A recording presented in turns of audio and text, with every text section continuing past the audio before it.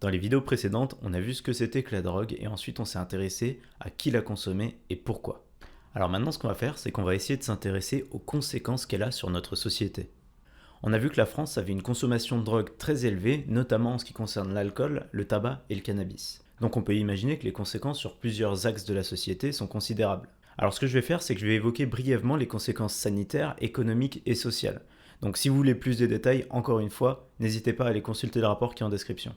Premièrement, ce qu'on sait, c'est que les drogues, de manière générale, c'est dangereux pour la santé. Donc le fait que ce soit dangereux pour la santé, ça va avoir un impact négatif sur le plan sanitaire de la société.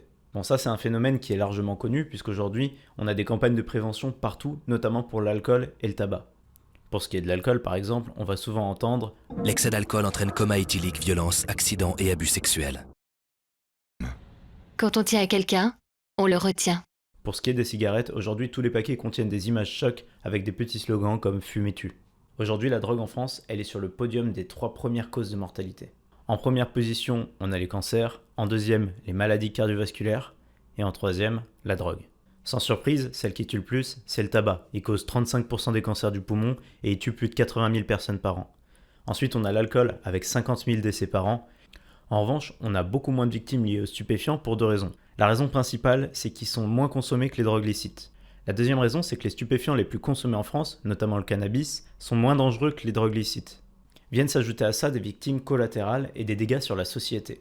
En fait, la consommation de drogue, elle touche pas que les usagers, elle touche aussi les personnes autour d'eux. Par exemple, dans un grand nombre de cas de violence conjugale, on va retrouver un fond d'alcool. Et puis il y a aussi le problème des accidents de la route. Les stupéfiants et l'alcool vont augmenter le risque d'accident. Ensuite, il y a les conséquences psychologiques. Donc toutes ces conséquences sanitaires, elles vont directement avoir un impact sur l'aspect économique de la société. Et pour mesurer les conséquences économiques de la drogue, on a un outil. Ça s'appelle le coût social. Donc le coût social, comme son nom l'indique, c'est ce que va coûter une drogue à la société. Il peut être subdivisé en 2 sous-parties. Il y a les coûts externes et il y a les coûts des finances publiques. Le coût des finances publiques, c'est ce qui va se répercuter directement sur les caisses de l'État.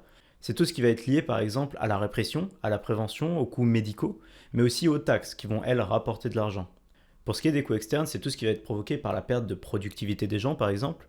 Quand on est malade, on ne va pas travailler et donc ça va créer une perte de productivité. C'est aussi ce qui va être lié à la mort des gens. Quand on meurt prématurément, toutes les années où on ne va pas travailler sont des années économiquement perdues. En contrepartie, il y a l'économie sur les retraites qui est prise en compte. C'est vrai qu'il est un peu bizarre de mettre une valeur sur la vie humaine, mais c'est comme ça que c'est calculé. Donc je vais essayer de vous donner peu de chiffres tout en vous donnant les données principales. Le coût social de l'alcool est de 120 milliards d'euros. Le coût social du tabac est à peu près le même, 122 milliards d'euros. Pour ce qui est des drogues illicites, le coût social est de 8 milliards d'euros. C'est là où on va rentrer dans quelque chose d'assez intéressant. Le coût social du cannabis seul est de 1 milliard d'euros. Ce coût social, il prend en compte les répressions. Pour le cannabis, les répressions, elles constituent 58% du coût social, à savoir 580 millions d'euros. Pour l'alcool et le tabac, le coût de la répression est de 0,2%. Là, on met le doigt sur une certaine incohérence. Pourquoi mettre autant d'argent des finances publiques dans la répression de quelque chose qui tue peu que dans la prévention de quelque chose qui tue beaucoup? Et bien ça, c'est ce qu'on va voir dans la prochaine vidéo où on va plutôt s'intéresser aux aspects politiques liés à la drogue. Et là, ça va devenir intéressant.